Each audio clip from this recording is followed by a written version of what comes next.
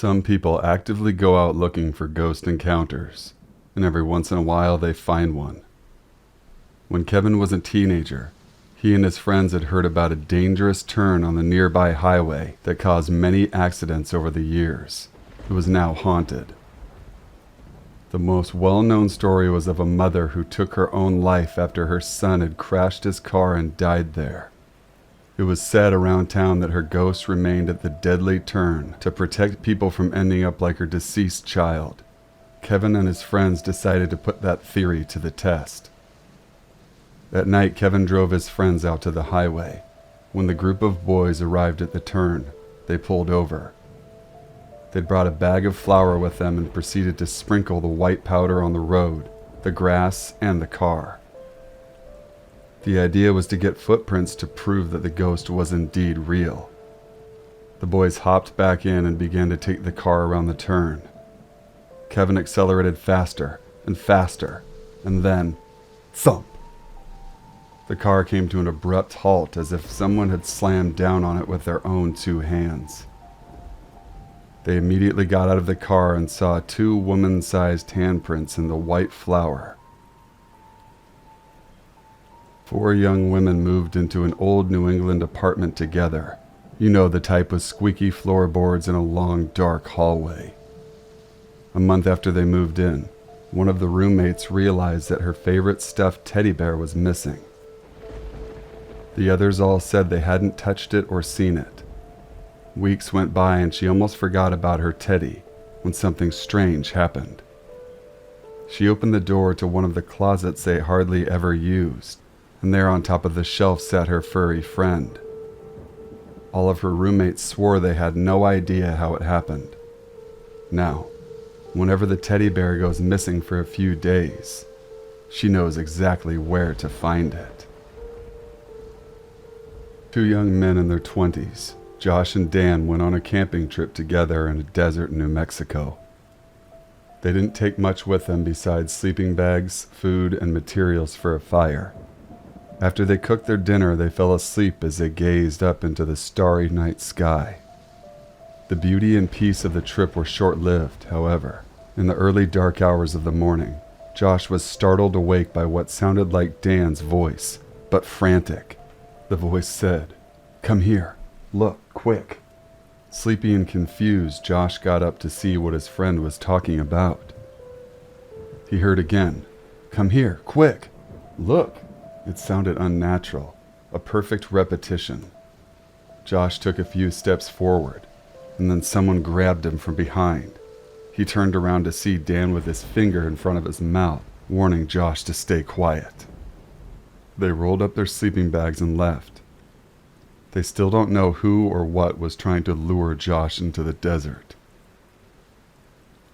3 little girls were having a sleepover one night when they decided to try to host a seance. One of the girls, Clara, recently lost her grandpa and wanted to see if she could commune with the spirit. The 3 girls gathered some candles and a few items that belonged to the late grandfather. His watch, his cigar case, and a photograph of him. The girls held hands and started the seance. Suddenly, the candles began to flicker, and the hands on the watch began to spin. Clara was sure it was her grandpa. Elated, she began to talk to him and ask him questions, when all of a sudden one of the candles flew, as if by some invisible force, and almost hit her head. "Grandpa would never do that," she said, shaking. She was right. It wasn't her grandpa, and whoever it was clearly did not like being disturbed. One night, a group of adults were having a dinner party. There were 6 of them, and they had all just taken their seats when they heard an unexpected knock at the door. The woman hosting the dinner party opened the door to see who it could possibly be, but no one was there. Somebody must have realized they had the wrong address, she explained to her guests. But when they all turned their attention back to the table, there was a 7th plate set. "Was that there before?" one of the men asked. I must have set an extra place by mistake," said the hostess. She took it back to the kitchen, but when she returned, Another plate was there, this time with a glass next to it. The other guests had been talking amongst themselves and hadn't seen anything strange, but when they realized what had happened, they were shocked and didn't know what to do. At this point, they figured the best strategy was to play along, so they filled the empty glass and plate so as to not upset their mysterious uninvited party guest. An unidentified body was found in a stream in Georgetown, Texas on the 31st of October, 1979. The nickname Orange Socks was derived from the fact that the body was found completely naked, save for a pair of orange socks on the victim's feet. Forensic inspection revealed that the unidentified body was strangled to death only a few hours before it was discovered. Further inspection of the victim's corpse revealed that Orange Socks was sexually assaulted multiple times. Her body was bruised, both from being strangled and assaulted, and having been thrown from the overpass. Her legs were unshaven, her nails long and painted, and she had a distinctive scar under her chin. Despite this, she remained unidentified. However, her murderer was soon found. Serial killer Henry Lee Lucas confessed to the murder, despite there being no physical evidence linking him to the crime. After interrogation, Lucas revealed that he had picked up Orange Socks in Oklahoma, where they had sex. Afterwards, as Lucas was driving, he demanded that they have sex again, at which point the victim refused. Lucas got upset, then proceeded to murder and rape her corpse. He even showed police officers how he dragged her body and where he had thrown her over the guardrail, which was consistent with where the body was found. But the mystery surrounding the murder was not really lifted. Lucas was notorious for freely admitting to murders he never actually committed, and evidence later came about indicating that he was probably working in Florida on the day of said murder. Sadly, meaning that the true murderer and victim remain, to this day, ambiguous. Marvin Brandlin and his wife Ethel had their bowls of candy ready and waiting. It was Halloween, and the children of the neighborhood were trick-or-treating that night. Later in the evening, Marvin and his wife heard a knock on the door and went to open it. The first thing they heard was, "Trick or treat, give me your money or I'll shoot." They looked up and saw someone in a homemade mask made out of a pillowcase with the eyes cut out. Marvin and Ethel laughed, thinking it was a Halloween prank being pulled on them by a friend or family member. That was until the person produced a gun and ordered them to lead him to the safe, a safe which few knew existed. Marvin and Ethel laughed uneasily.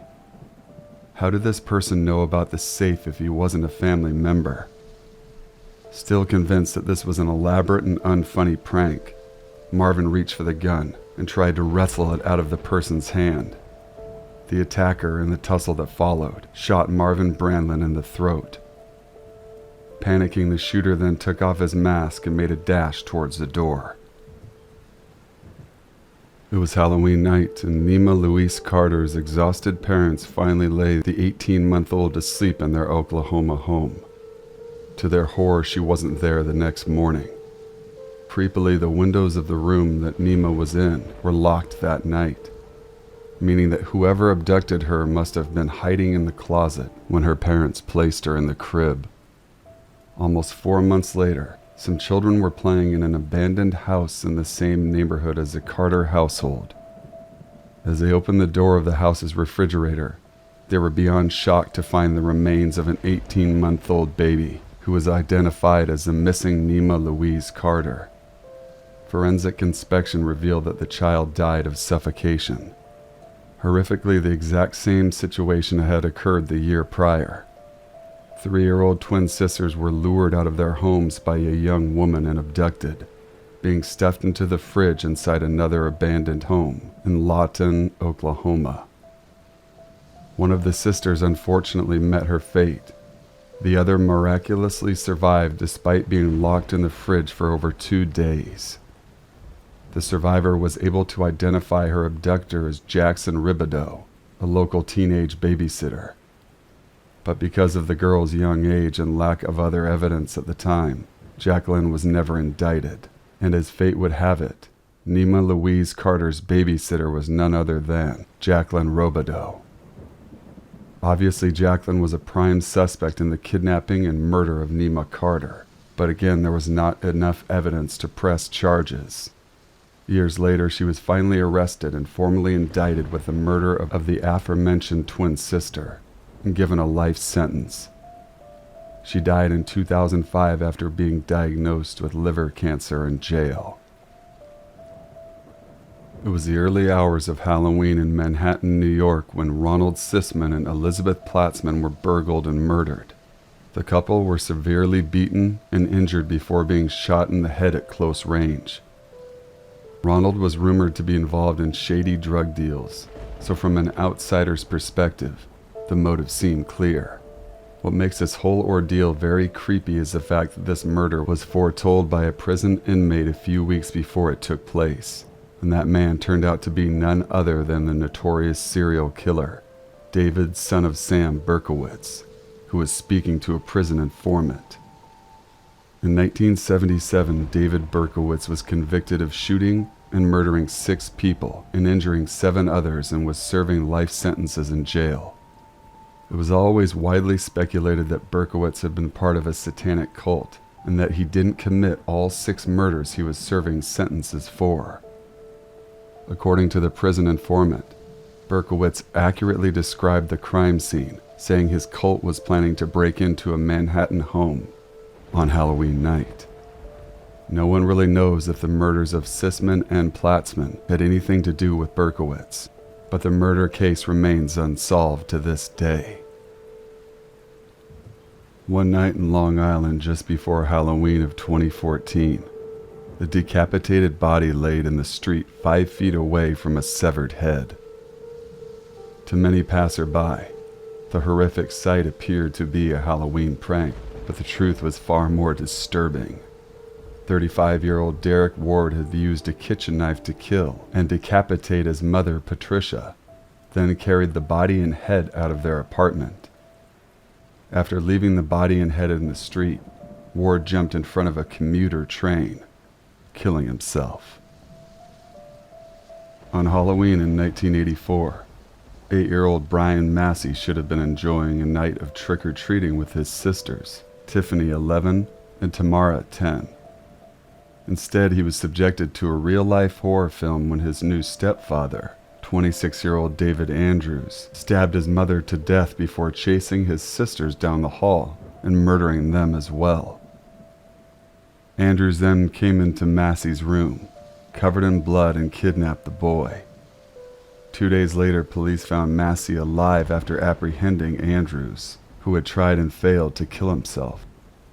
Disturbingly, Andrews struck a plea deal in exchange for a reduction of charges. He is eligible to be paroled next month. The now 41-year-old Massey vehemently opposes. Thank you guys for watching and listening to the very end. Please make sure to like, comment, share, and subscribe. And if you would like your story featured on an upcoming video, send it to my email in the description box below. And until we meet again, stay safe, stay out there, and stay sinful.